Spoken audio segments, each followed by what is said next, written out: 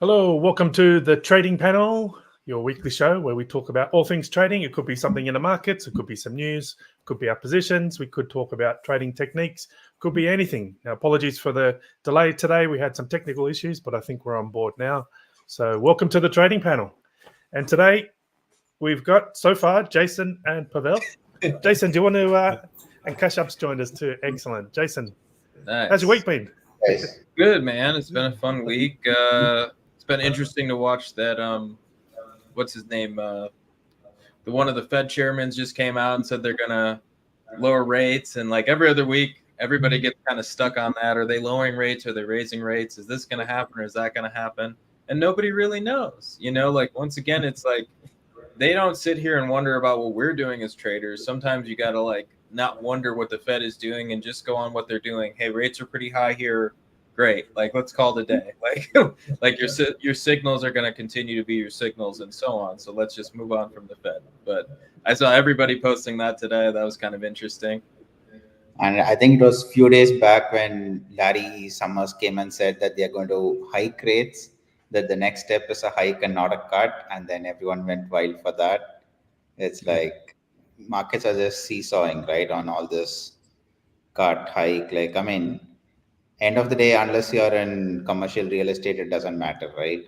Or if you need to refinance your debt, it doesn't matter, right? I mean, if that's what you're doing, then yeah, sure, like you really have to pay attention to that. But if you're focused on other things, then this doesn't really affect, let's say, your trades in, I don't know, to pick a random example, uranium. Like that thing has no correlation to rates whatsoever. So you pick something like that, then yeah, I mean, it doesn't really matter, right? But of course, depends on what you're trading and how we are trading. But at the end of the day, it is nice to see that nobody knows anything, because in December, I think there were like seven cuts for 2024. And now we are talking about 3 to 4, so it's just simple. You just can't predict anything. And that's why at least in my approach, you shouldn't be trading based on long-term predictions because they usually don't work. This is my simple logic how I'm approaching trading, but probably a little bit differently compared to Kashyap. So Yeah. Yeah. So, there was this Peter Lynch quote in one of his books where he said that there was a poll conducted in the 80s and they just randomly asked people what the Federal Reserve is. And the three top answers they got was a brand of whiskey, Indian reservation, or some wildlife preserve. No one knew what the Fed was or what the Fed did. And now it's like every day you just hear something or the other about the Fed. Like you can't escape it even if you try. Like completely changed. That's right. And you can also see it. I know if I started trading, when I started trading discretionary, like 15 years ago, like every fundamental news had quite a huge impact to the markets. And these days, especially on Forex exchanges, you can see that almost everything and anything that markets are trading are rates, basically cuts, hikes. And this is the only or the biggest impact that is these days in markets, these expectations and how market will play it out and so on. And yeah, and still nobody knows anything. That's an interesting comment, Pavel. Nobody knows anything because I think I've put a survey up on my Twitter feed. I think it went 12 hours ago or something, and the question is, I might actually just bring it up here. The question is, how long did it take you to become a profitable trader? And there's the options are less than 2 years, 2 to 5, 5 to 10, and I'm still working on it. And there's some people here, 8% have said that they became profitable less than 2 years. And then we've got 30% saying 2 to 5. And I was thinking about my own trading journey. I've been trading maybe about 20 years now. Thinking 5 years into my trading journey, where was I? And I remember it was like probably about 2008, and I was trading systematic, algorithmic, mean reversion, long only strategies. And the market was going great, and I thought I'd figured it all out.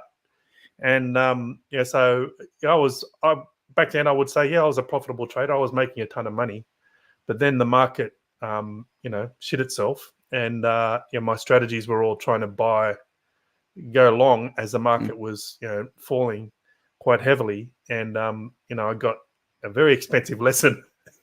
So I'm thinking, my expectation about how long it was going to take me to be profitable and how long it did take was very different. And now, even now, I'm thinking the more I learn about trading, the more I realize I don't know.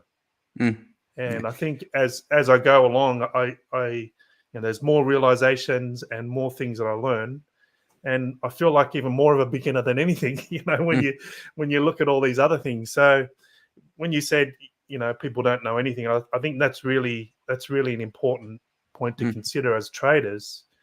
When you approach the market with that kind of mentality, and you're always trying to learn and you're trying to get better, it really changes the way you work, as opposed to when I was, back in 2008, I thought I was the king of the market and I'd figured it all out, and I was way off. I had no idea what I was doing. I just didn't realize then. So what about you guys? What about your journeys to profitable trading, your perceptions or expectations at the beginning? How did that work out? Man, I absolutely love this conversation. Starting out with we all know nothing. I'm just learning about lights now. I mean, I just had a light fall on my head as we were having a conversation. So all of these things, everything's on a learning curve, though. That's the one thing that's really important is if you're, I'm fortunate, video editing isn't that hard for me. I grew up riding BMX bikes. We had to edit stuff. But stuff like videos and posting on YouTube and these things, there's a learning curve there. Then let's get into something like trading. The most difficult thing on earth, really. I fully believe trading is one of the most difficult things I've ever done. I have done backflips over 30-foot jumps. I have traveled all over the world. I've done very, very insane, crazy things. Trading is the hardest thing I've ever done my whole life, and it always will be. And I know for me, the first, okay, so it depends, right? If we're talking about somebody just trading, you're buying the S&P 500, you're trying to learn how to be profitable and holding stocks for 20 years. Sure, you could probably learn that pretty quickly. If you want to be a trader, you want to get in and out of the market, you want to learn market timing, you want to learn running systems, being systematized. That's going to take you so long. I mean, my journey started out with thinking I knew something and trying something and realizing I knew nothing when my account turned to zero. That. Then that happened a couple times to me. It wasn't something where I was and I don't hide that. A lot of people they hide those things. They're I don't want to talk about my blow ups. Then people are going to look at me differently. It's I don't know one real trader who's been real with me who's never had a blow up. Everybody has had a blow up at some point in their trading. I don't know how exactly it will happen, but it will happen to you at some point if you start doing this with leverage. Granted, without leverage, you might not blow up, but with leverage, you'll blow up. So, I mean, my journey literally took, similar to Andrew, we're talking, I started investing earlier. So I guess I can understand the idea of thinking maybe investment isn't the hardest thing to do in the world. In a bull market, sure. But if we're talking about trading, that's a different thing. So early on, putting some money away in the early 2000s when I was young and didn't know anything. Yeah, sure. I made a couple bucks on that, but I wasn't trading. That's not really trading. Really trading started around the great financial crisis, similar to Andrew. And you start to think you're getting, just like people did during COVID, I'm getting a discount. I'm going to buy when it crashes. So I started buying things when they were crashing. I didn't know anything. Andrew sounds like he had a little bit better of a method than I did. I just thought you buy things when they're low and you sell things when they go up, and it's simple. So I basically got in. I tried that. That was a very stupid idea. I learned that quickly. And then I proceeded to lose money for 3 or 4 straight years. It was about 4 years. And I'm talking, I went from blowing up to then just losing a little bit year after year. And then, probably let's say 2013, 2014, now you're flat to slightly profitable. and then you're figuring out how to be profitable, and then you have some really good years. But once again, it's like that's part of the journey. People always talk about paying tuition to the markets. Like you absolutely pay tuition to the markets. You will blow up, you will lose money, you will make mistakes that are complete, and things will happen sometimes that are completely out of your control. All of these things will cost you money at certain points, but it's until you really realize like the risk management, let go of your biases, like understand like the type of trader you are. Are you systematized? Are you discretionary? Well, when do you enter a trade? Even people who are fully discretionary have some form of system, meaning they go, okay, well, I'm fully discretionary, meaning I buy things. Okay, so how do you say the difference? So there's systematic trading, which you have straightforward criteria. That's it. You enter trades on things like 100-day highs and sell things on 50-day lows to make it simple. And then you have discretionary trading. This is completely up to the trader when they feel like to go in or out of something. So if you're looking at a discretionary trader, some of them will have things like, let's say they use seasonality and they go, okay, this is one piece of my puzzle. Okay, it looks good seasonal for this month or period I'm planning on buying. Okay, that's one thing. And then they'll go to like a COT report and see, okay, well, the commercials are buying, this could be putting in a bottom. You know, this is also a systematized way of doing things. At the very least, what I call bumpers, like in bumper bowling.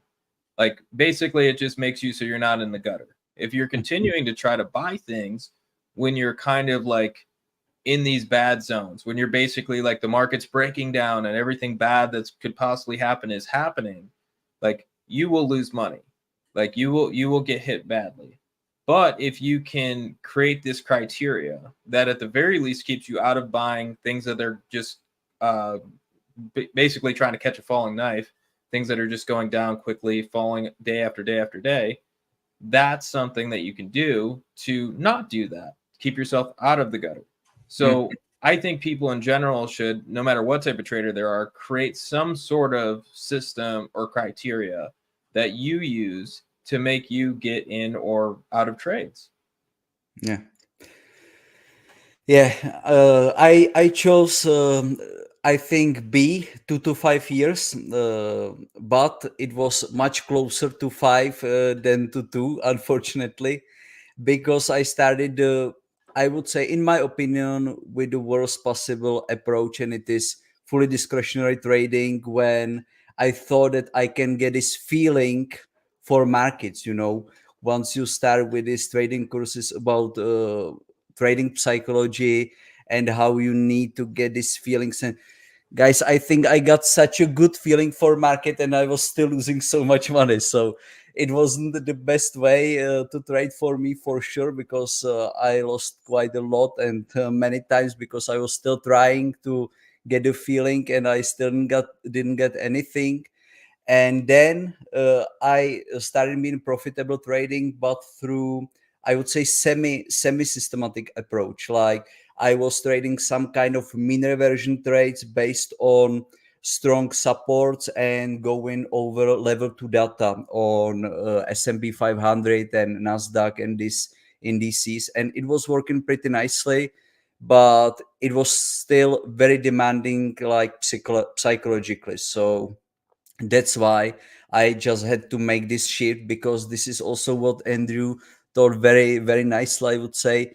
What does it mean to be profitable? I was consistently profitable. I was making money, but at some point, I just knew that I can't continue that way because I would be burnt out, trading that way. Once my daughter was born, I knew for sure that this is not the way how to trade at all. So that's why at that time I started making the tweak to systematic trading. And for me, being profitable,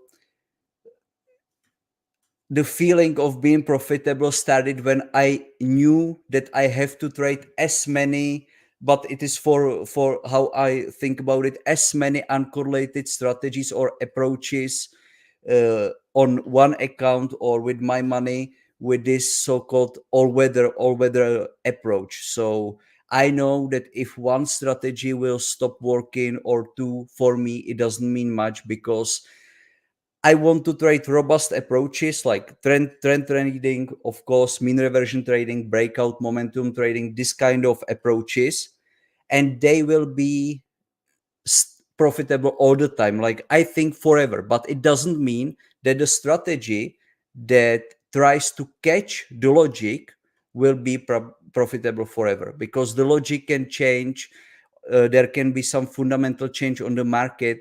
So that's why I don't feel comfortable like trading under 7, 8, 9 strategies, because the risk per one strategy is then just high, and it's not the level of comfortable trading I would like to be on. So my answer would be, it's not about the number of years, but about the number of market cycles that you can see. So for me personally, it took me a couple of cycles in crypto before I started being profitable in crypto. And I used to be a gold mining analyst, so I used to focus heavily on the fundamentals. And it took me about 3 gold bull markets before I figured out how to trade that well. And same with the macro, it takes one cycle.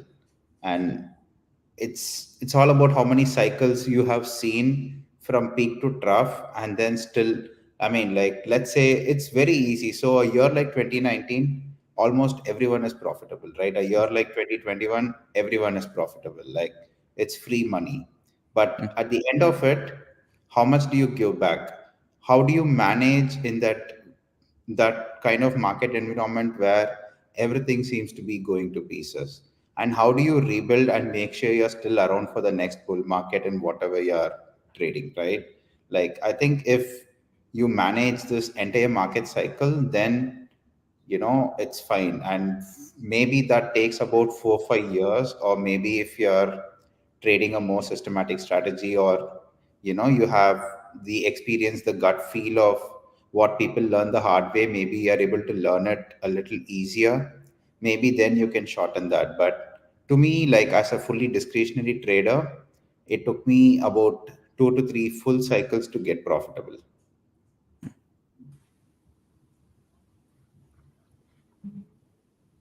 Hey, what's up, Kevin? What's going on, guys? Yeah. Hey, this is my first time doing this, so let me know how this all Welcome, works Kevin. out. Yeah, No, looks good, man. The StreamYard link, Andrew kind of showed me the StreamYard recently. It's pretty cool. So, we could even show you. You can even stream to your own channels on here. So it's pretty cool. Nice. But so basically this is the trading panel. Every week on Friday, we just meet up and basically talk about trading, what's been going on with the week and so on. So we're streaming to wherever on both of my channels for myself, and Andrew's streaming to his channels. I think Pavel's also streaming. So, it's a pretty fun thing, man. We had this idea a couple months ago, and the idea basically was bring people in here who really know their stuff, know what they're talking about, be on multiple channels and answer questions and just talk trading. Cool. Nice.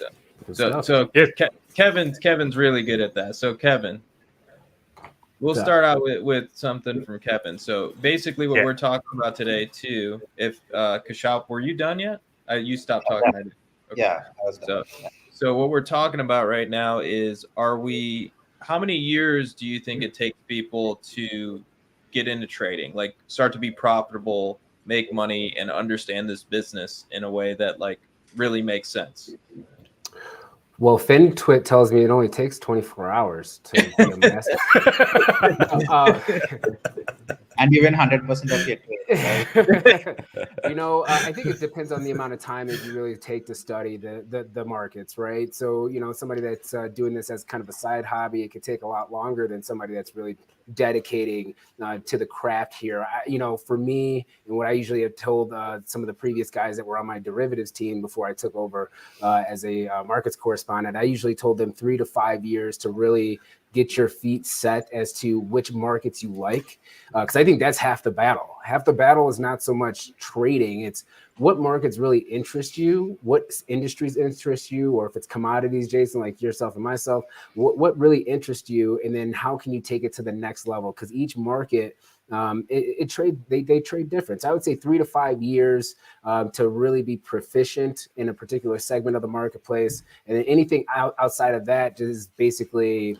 I feel more risk management is kind of the name of the game moving forward as far as trying to enhance profitability and to be very successful. So that's my 2 cents. Once again, kind of putting your head down and grinding it out. And I think the biggest misconception that a lot of people have is they say trading, and then they look at all the different markets that are out there, whether it's treasury markets, if you're looking at fixed income, if you're looking at forex and currencies, you're looking at energy markets, grains, equities, all these different buckets. And at first you try to combine all the fundamental knowledge and technical knowledge that you have and try to apply it to every single segment, and that's just not going to work. It'll break down really quickly. And that becomes very frustrating, right, for a new trader to see some of that rejection.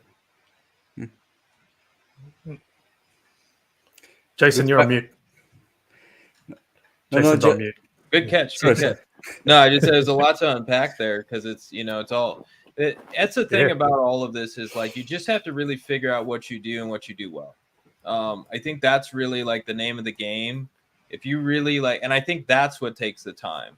Like it took me longer not to learn things. Like it took me a couple of years to learn most things, to let go of biases, understand I didn't have to know everything. Like that was something that I really struggled with at the beginning. Like if I was going to trade palladium, I better know, everything about palladium, where they mine it, every single country, what they're doing at that moment, and I think a lot of traders, what you end up doing in the end is really figuring out well, how do I exactly make money? Kevin and I were on a Spaces the other day. Somebody brought up, Jason, what do you think about earnings? And I was like, well, I don't think about them. And they were people were kind of confused that at the same time, I trade the indexes, I trade futures. It doesn't really pertain to my trading, in the sense of watching it day to day. Maybe the macro of it, maybe if I'm looking at all of the S&P stocks as a whole, maybe something can pertain to my trading, but really how I'm making my decisions to get in and out, it's based on price. So if the price is going up, I'm getting in. If the price is going down, I'm probably going to get out, and then figuring out systems to do that. And so it's really letting go of okay, do I need to know everything fundamentally to get into trades if I'm basically entering and exiting them based on technicals? No.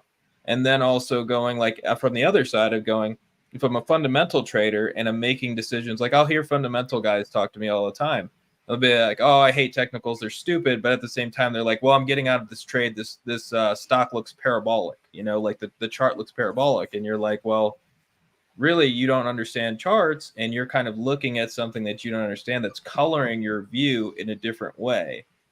If I look at it, I just see it's just breaking out to a new high. Somebody who doesn't really know charts is seeing it's just parabolic, so they need to get out. So it's just figuring out what do you do well?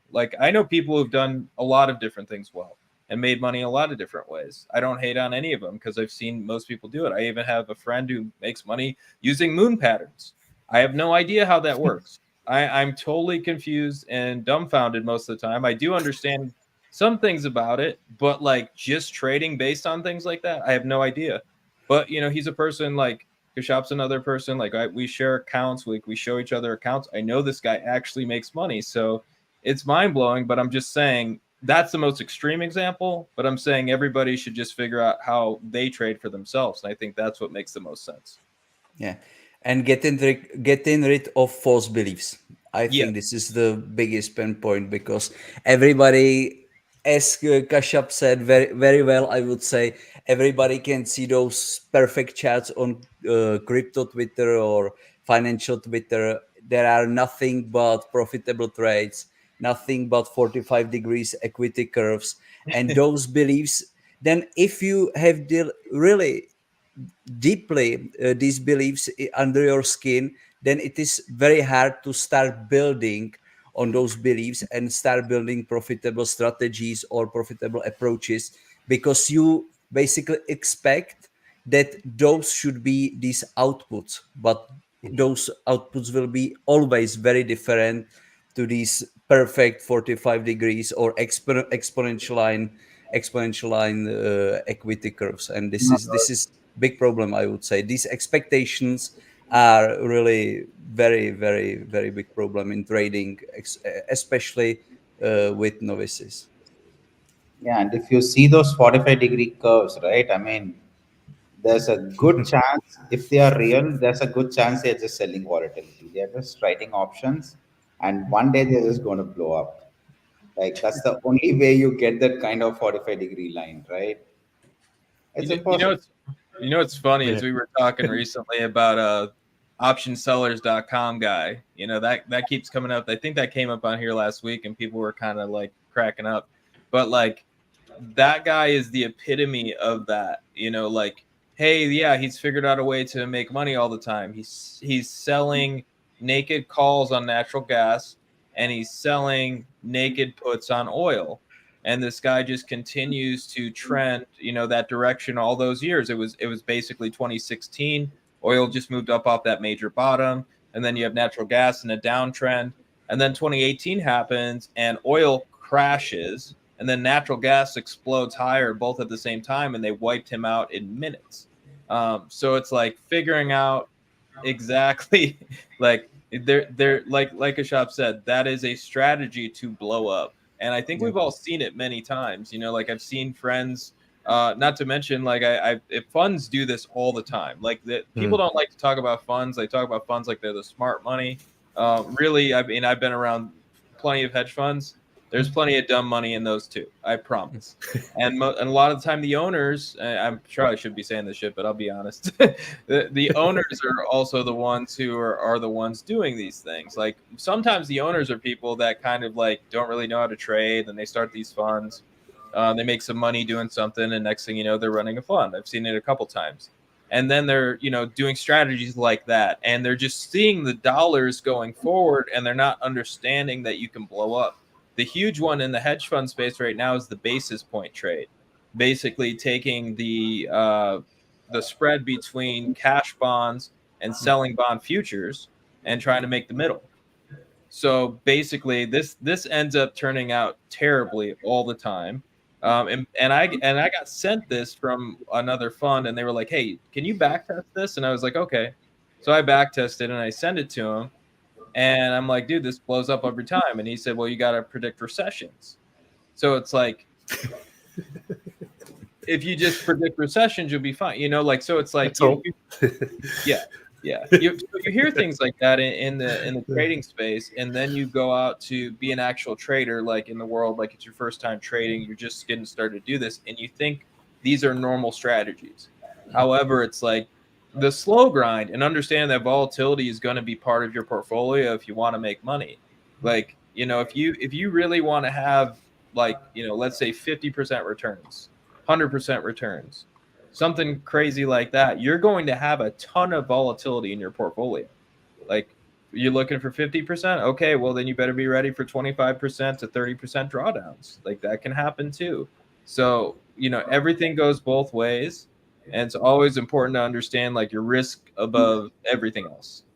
I'm a little bit concerned about the carry trade that's happening with Yen-U.S. dollar, right? Like eventually that unwind, I feel like it's going to be very messy, because that's been a trade that people have been utilizing for the last 20 years.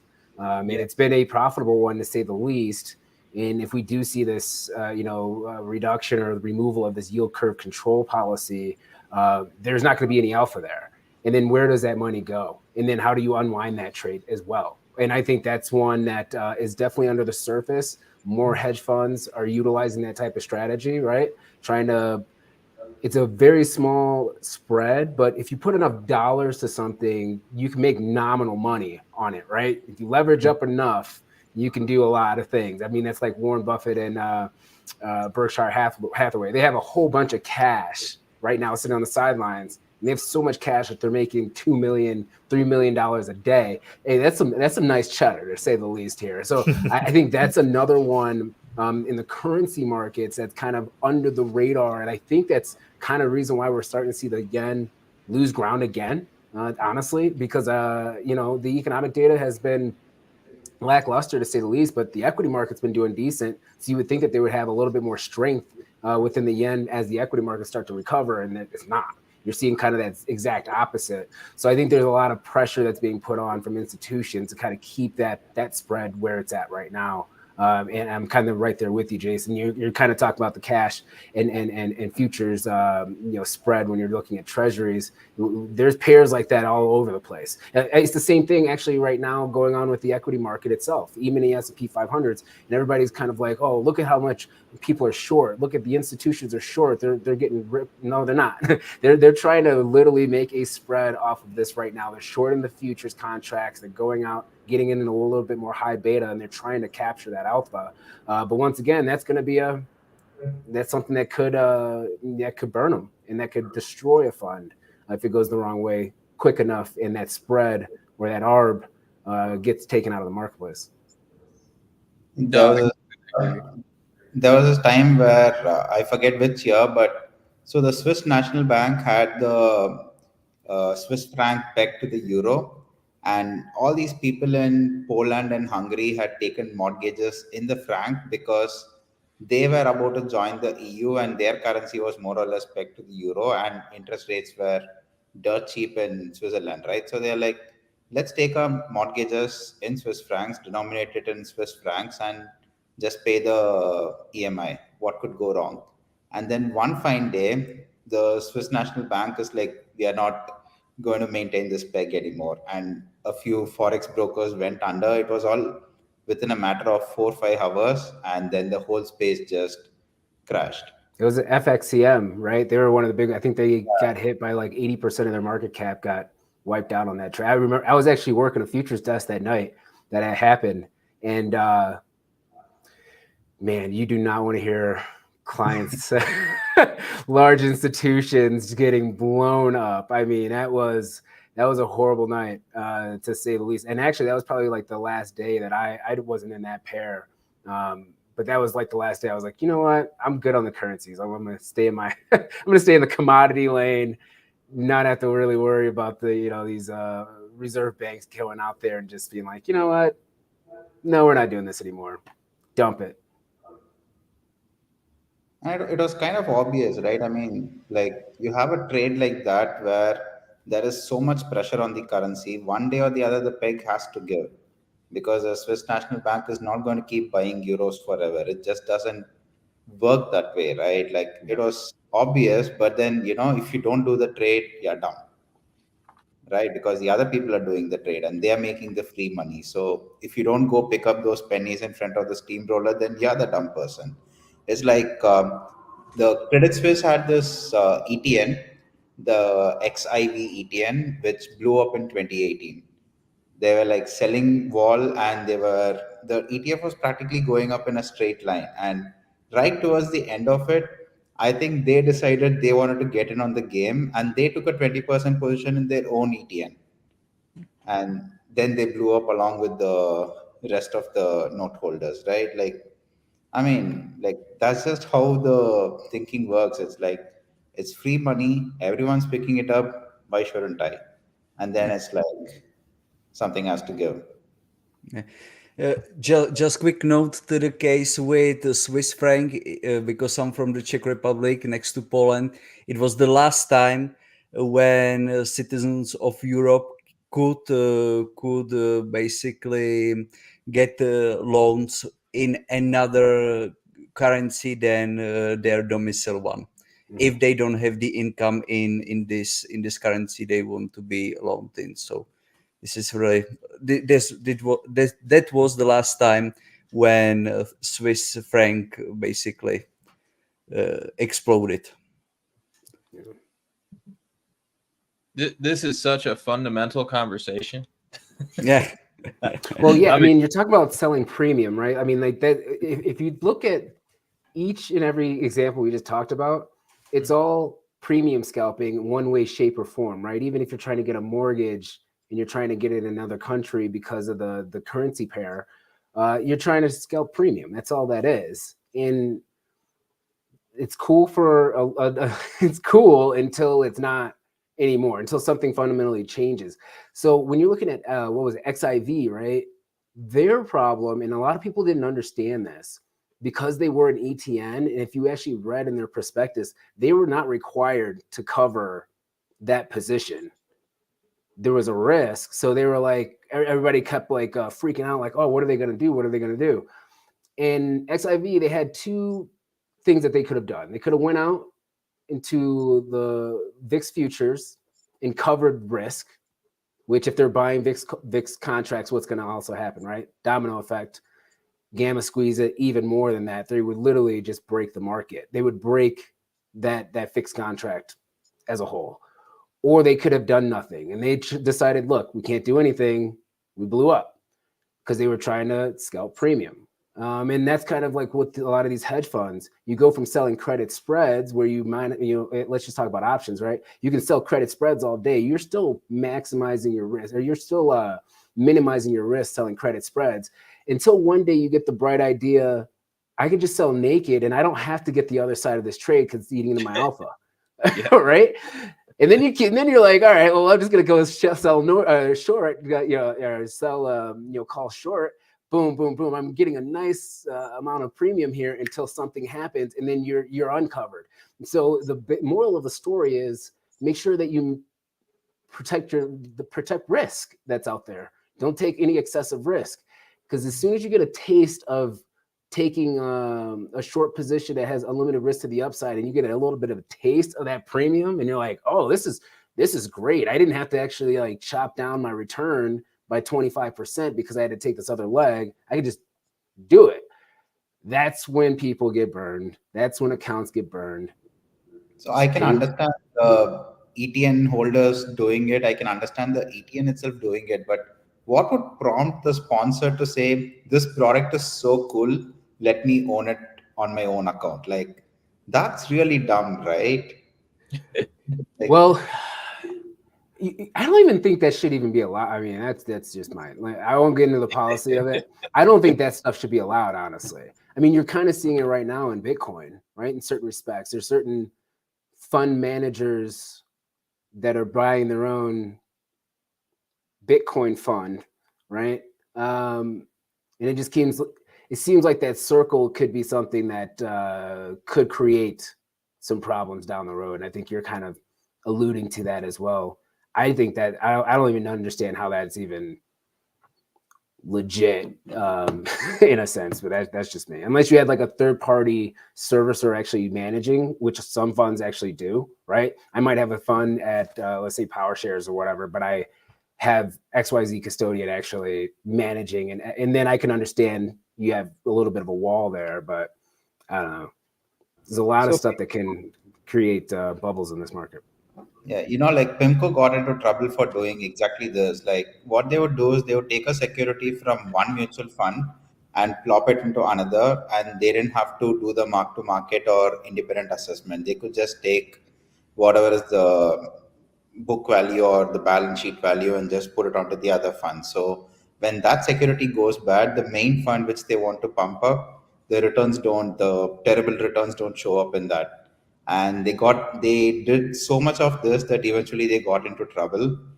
I mean, I'm not sure if that's why Bill Gross left or it was other reasons, but I mean, I remember this being a big issue, like especially with debt, because the bonds, you can't really value it the way you value stocks, right? The moment a big seller tries to sell a block, the price just drops because it's a market where everyone can see the flows. Yeah, hard to mark sometimes, right? And it's the same with Bitcoin, right? If you know that a fund is selling, and like right now it's Friday after the close, but the crypto market is still trading, there's so many things you can do and make the fund powerless, like over the weekend. Like, I don't even know how this whole ETF concept works, to be frank. Like, it doesn't make sense to take an asset that trades 24/7 and put it into a brokerage account along with other things that trade just 9 to 5 or 9 to 4, 9:30 to 4.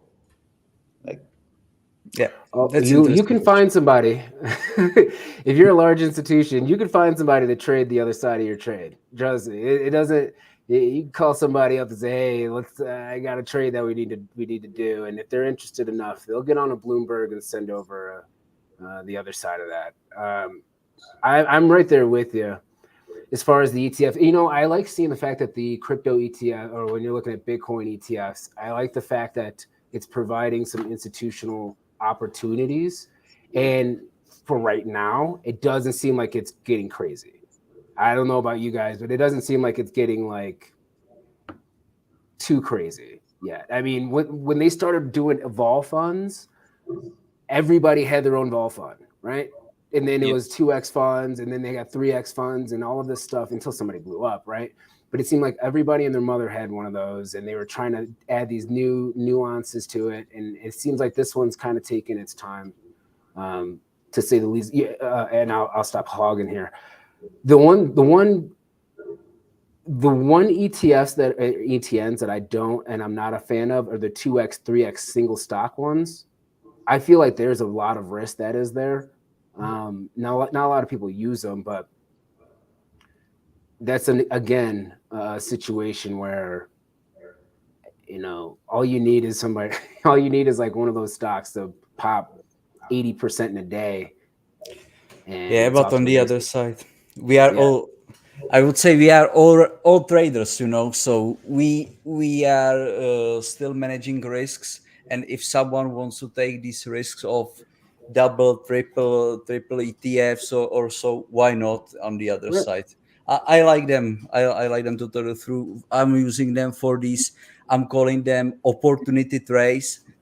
Like, for example, these days, like 20-year bonds or so are pretty low. So I'm just taking some kind of money and I'm buying three times leverage TMF, for example, and I'm saying goodbye those money. I'm hoping you will come back like 3x, but if not, I don't care. You know, this is some kind of gambling in myself, which I love, and I'm using these 3x ETFs, for example. This is not, of course, not my core business trading, but on the other side, for these cases are very, very good in my opinion. So I meant to say, like, I mean the individuals actually running those funds, right? I'm talking about institutional blowups.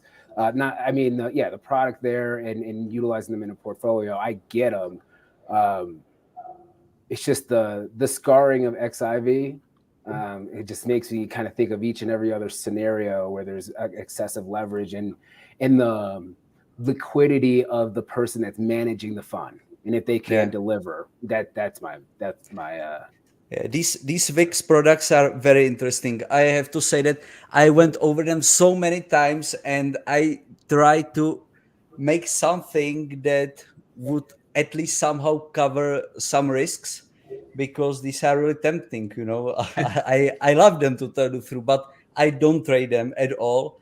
But yeah, it's something like, I don't know, 3x ETF on natural gas or so. You know, you can play this game of shorting it. So yeah, there is something that is tempting for us traders, I would say, because there are risks, of course, but on the other side, we are paid for taking some kind of risks. So this is then about proper management. So the USO ETF, the crude oil futures ETF, back when the contract went negative. So USO wasn't in those front month contracts, luckily, but they got pretty badly hit on their other near month expiries, and that's when they actually did a policy change, saying that they are going to do a roll much sooner, and they are going to add the further month contracts as well into the ETF, so that they don't get hit when something like this like completely out of the blue. Like, I mean, we have never seen futures go negative, right? But I mean, if things like this are going to happen, then you should have a policy in place, and they did have a policy in place, thankfully. Otherwise the product wouldn't have survived to this day, right? I mean, and something that you brought up, which is important, which some of the traders on here might want to know, which is like about futures contracts and when do you roll and stuff. And so something that I used to do, and honestly, I didn't switch until not too long ago, and I was fortunate to be in the front month contract when we were shorting the crude oil futures in 2020. So Kashyap remembers, like, I literally got into that trade. It sounds cooler than it was. Interactive Brokers really just canceled out your trade. You didn't make any more money because you were in that trade. So that kind of sucked. But once again, I will never ever also the fear of that happening to the other side of the trade, whether you're on the right side or not, also will scare you straight too. So basically, I'm never close to expiration. Even like some of the thinnest contracts, you have to be closer. Something like lumber, yes. Palladium, even, yes. But still, if it even gets into 30 days, there's no way I'm going to stay in that contract. Even though futures, yes, you don't have the theta decay and all these things you'd have in rolling options per se, but at the same time, there are risks there, just like that. Or a product can become incredibly illiquid. I've seen that happen before, where you're trying to get out and you just can't, and you got to take a bid that you didn't want just because you have to get out of the trade. So, thinking about it is in, like, I don't want to be in anything when it's close to 30 days to expiration is a great idea. So just look at it like that. That's some way of looking at it. I get that question a lot about trading futures. Like, when do you roll? Because some people, like, they're looking for that front month risk. And for me, in my long-term time frame, it doesn't make sense. Kevin talked about it the other week, and it also happened recently. You have natural gas give this huge bump what was that, a month ago, Kevin? Like, it was a month ago. In January for Arctic Blast. Yeah, it had a 20% move in like a day. It was insane. Kevin talked about it, being just in that front month contract and how that move probably wouldn't last. And he was right. So you really have to understand, like, what you're getting into. So if you want that crazy move and you're looking for really tight risk, and you're a day trader, or you're only swing trading a few days, maybe you're going to be in a closer contract. For me, in my time frame, I could be in a trade for 6 months to a year. I'm not going to be that close to expiration. Yeah, let's say for futures. So, and I think you're kind of alluding to the physically delivered contracts too, right? Like, that's where the risk is at. So for futures, usually you want to roll out like 3 or 4 days before first notice day. So first notice day is the first day that a seller can inform a buyer that they would like delivery. So for futures, it's different than options. Futures, the seller has the right to take action, not the buyer, or not the person that's long. The person that's short has the right, the person that's long does not. So the first notice day is the first day that the sellers can go out and say, hey, I want you to, I'm going to be delivering this contract to you. And then that's where there could be some risk of assignment. And then no brokerage house that any retail traders that's actually dealing with, for the most part, is going to take delivery of any of those physicals outside of gold. There are a couple that will take gold because they'll put them in a depository location, right? So 3 days before, and it's really important because a lot of the institutions get out 2 to 3 days before that first notice day too, because they don't want any of that risk, and then they'll roll. And then depending on the contract that you're trading, you want to roll into the right contract. So for crude, you can basically roll into the next front month. There's enough liquidity there. But if you're looking at, let's say, corn, there's certain months in corn where you don't want to be in at all, because there's no real use for producers to use it to be able to hedge. And then you have the last trading day, obviously. So if you're short a contract and it's past first notice day, you really don't have to take action. The problem that you have is that you're already going to have liquidity drying up anyway. So the spreads are going to get wider, even though you don't have theoretical assignment risk that is out there. So really good call out for that. And then usually when you're trading the E-mini S&Ps, a lot of people will roll those contracts. Some people don't, but a lot of people will roll those contracts like a week before, like the Friday before the quarterly expiration is usually when you'll start seeing those rolls. And it's, for the most part, fairly cheap, right? I mean, what, $1, maybe a $1.50 to do those rolls. So it's not that expensive. You're talking about $75, maybe $50. It's one tick. Yep. No, I mean, if it's generally like if you're within the last 3 days, like you said, the problem isn't even you will get liquidated, but the problem with getting liquidated is you're not going to get very good fills getting liquidated most of the time, especially if it's a product that's a little bit illiquid. Like if you get liquidated on Palladium, which happened to me before, I remember losing like a couple $1,000s in a minute and just being like, what the hell? You basically can get liquidated, whatever they have to do at that time. It's an incredibly illiquid product. They need to get out. They need to sell it. They're going to sell it any way they can. So, the most of the time, like Kevin said, you're not going to run into those issues with most products. And most market makers, they're going to liquidate you way beforehand, but it's something to also keep in mind and make sure you understand, because you're not just going to end up walking outside and seeing a bunch of barrels of oil out front. There's people who ask me that, like, oh, am I going to get a bunch of barrels of oil? I'm like, no. They're just. Can I tell you guys a quick story? Because I do got a jet. I know I've been hugging the mic here. So no, you're good, please. So I managed a derivatives team, right? So during the negative, oil going negative, which was actually very stressful to say the least, right? Like we kind of laugh about it now, like, yo, that's a crazy event. But at that time when crude was literally trading at like $12 or like $10, every single brokerage house was like, what are we going to do? Because the CME didn't even know. The CME had no formal policy. They never informed anybody. Like they did inform somebody literally like 2 days before the contract went negative when we knew, okay. And then somebody was like, all right, tank this thing. But no one knew what to actually do. And then the CME came out, gave their guidance.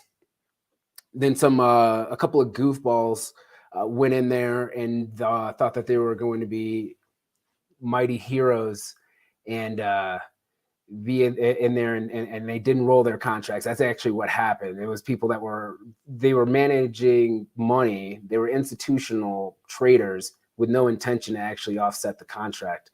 And they got stuck because they had way too many contracts. And unfortunately, once it got to negative, the problem that we had at that point in time was there wasn't any free space in the inventory anywhere. No one was going to be able to take delivery. That was the first problem, which is why that contract went negative.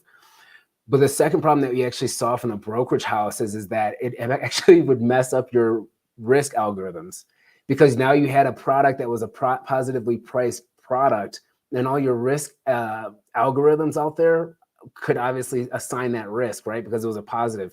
Once it went into the negatives, there were risk algos out there that would actually provide free cash to traders in their account, because you add a negative to a negative, what's going to happen? So it was crazy. It was a crazy event, to say the least. I would talk to customers, and I am not even joking. Customers would be like, so I want to do this. I want to take delivery. How do I do that? It's like, that's not how any of this works. It's like, what, 10%? I think it's like 8% or 10% of the contracts get actually physically delivered in the futures market. A lot of those contracts do not even get delivered. They just get offset. But people will call and like, oh, I know there's a place down the street and it's like, no, you're not. That's not how it works at all. Like we're not going to be able to do this. So usually what would happen if you were unable to take delivery of a product, you would get a call from the CME, you get a call from your brokerage house. CME is going to hit you up with a whole bunch of penalties. You're going to pay up the wazoo, and you're going to be pretty much in litigation with whoever's taking the other side, or you pay the cash settle value, which could be the result of that. So, but you joke about people trying to get oil in their pools. People literally wanted to put oil in like storages that they had like on their farms and all of this crazy stuff during this time. The preppers definitely came out to play that day. That is wild. Oh man, I couldn't imagine. I mean, I can't imagine because I've seen things like that, but I didn't hear that story before. That's super interesting. Yeah, people wanted to do it. But fellas, it was great being on here. Appreciate the time, and looking forward to joining you guys again sometime. Sounds good, man. Thanks, Kevin. We hop out around now anyway, so man, good to see you, Kevin. You take it easy. Yeah, you as well. Before you go, Kevin, go, how can people get in touch with you or get more from you? Do you want to shout out Twitter or? Yeah, so you can follow me on Twitter at KG Bull and Bear. I'll put it in. I can put it in the chat. And then I'm on the Schwab Network, which is a financial news organization. So I'm a senior markets correspondent there. I've been in the industry for 13 years. I've managed derivatives teams, commodities, options trading, flex options, structured products, financial advising, you name it, I've done it. So KG Bull and Bear on Twitter or on X, whatever you want to call that. And that's how they can get in contact with me. So I appreciate that.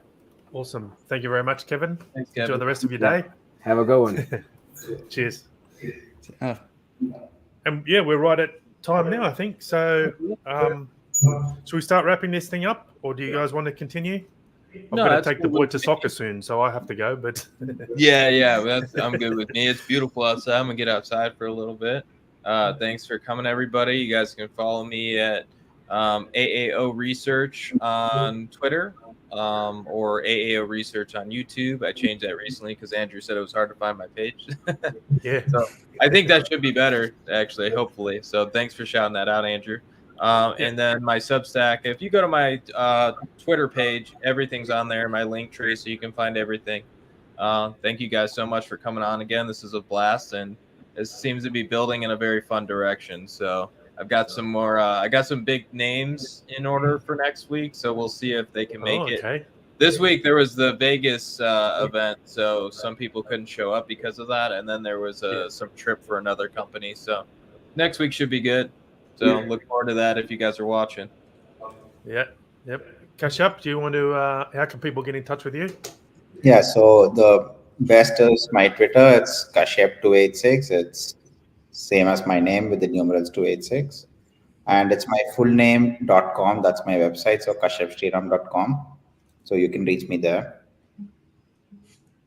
Excellent, thank you, Pavel. okay, just follow me on Twitter, probably at PKYCEK, Kycek, and robuxio.com, and hopefully see you again. Nice chat. We are moving forward. I like it. I like these conversations, I have to say. Yeah, Yeah, it was a great, uh, great discussion today. Yeah. Yeah. Sorry, Kashyap. Yeah, no, I was just saying it was like so quick, like didn't feel like a whole hour had just gone by. Yeah. I actually wrote up an idea. I'll send it to you, Andrew, but I had a structure idea. When I'm done with it, I'll send it your way, but it might be a way to structure this a little bit better. Just an idea. Yeah, sure. Happy to look at that. So I like thanks to the everyone for conversation though. I like when it runs into wherever anybody's taking it though. So who knows? Yeah, we covered a lot of good topics. I've been taking notes. So yeah, I think it was a great discussion today. Thanks to everyone for joining us. We're here every week, 4 p.m. Eastern Standard Time. That's right, isn't it, Jason? Yep. I said the wrong time last week. You got it right. Good job, Andrew. Andrew is on Australia, and Kashyap is also overseas too. You know, I gave you guys credit because honestly, I get my times mixed up, and Andrew knows this because I messed up too many times. I get my times mixed up, and I'm actually in the time zone that everybody pays attention to. I'm on the east coast of the United States. Yeah. So yeah. So yeah, 4 p.m. Eastern every Friday. Come and join us here, and you can catch me on Better System Trader channels on YouTube, Twitter, X, probably Facebook as well. So, and by the way, Pavel's going to be a special guest on Better System Trader next week on, oh my goodness, Monday. I think it's 3 p.m. Eastern, isn't 3 it? p.m. Is that right? Yeah. So Looking he's going to forward. come on. We're going to be talking about algo, crypto trading, and strategy. So looking forward to that. I'm just me and Pavel. So come and join us, and we'll see you all next week, hopefully. Thanks for joining us. All right, guys. Great to see you. Cheers. See ya. Ciao.